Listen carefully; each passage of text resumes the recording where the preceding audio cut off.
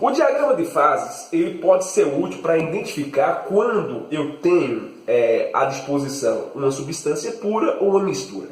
Já foi mencionado em um vídeo anterior que na substância pura, com o seu aquecimento, durante a transição de fase sólido-líquido e líquido-gasoso, durante essa transição, a temperatura permanece constante.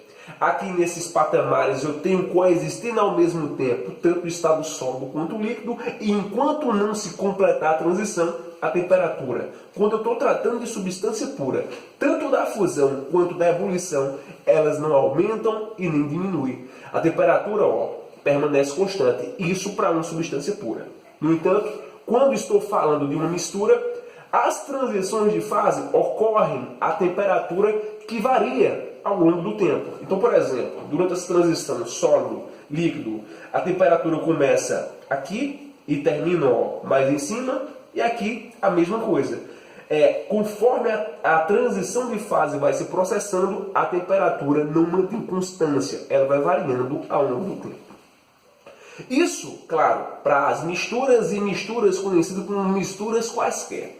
Existem alguns tipos de misturas, conhecidas como misturas azeotrópicas, onde um desses dois patamares vão ficar constante ao longo da transição de fase. E adianto, esse gráfico aqui, ele se refere a uma transição de fase que ocorre para uma mistura do tipo azeotrópica. Agora observa, a fusão, ela varia. A temperatura de fusão varia ao longo do tempo, no entanto, a temperatura de ebulição permanece constante.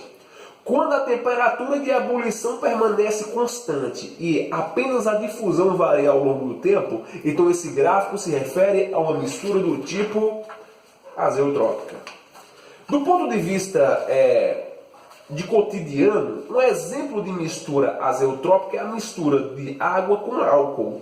Agora, não em quaisquer proporção, mas sim na proporção fixa, de 4% de água e 96% de álcool. Esse patamar aqui constante, ele traz uma informação, que é a seguinte. Vê só. O ponto de ebulição da água e do álcool é diferente. O ponto de ebulição da água é de 100 graus e do álcool é 78 graus Celsius.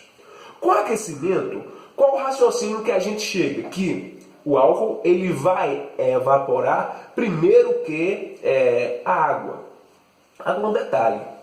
Quando é atingida a temperatura de ebulição do azeótropo, dessa mistura azeotrópica, eu não vou ter isso acontecendo. As moléculas do álcool não irão sair primeiro que as moléculas de água. Elas irão, observa esse desenho aqui, elas irão sair ao mesmo tempo.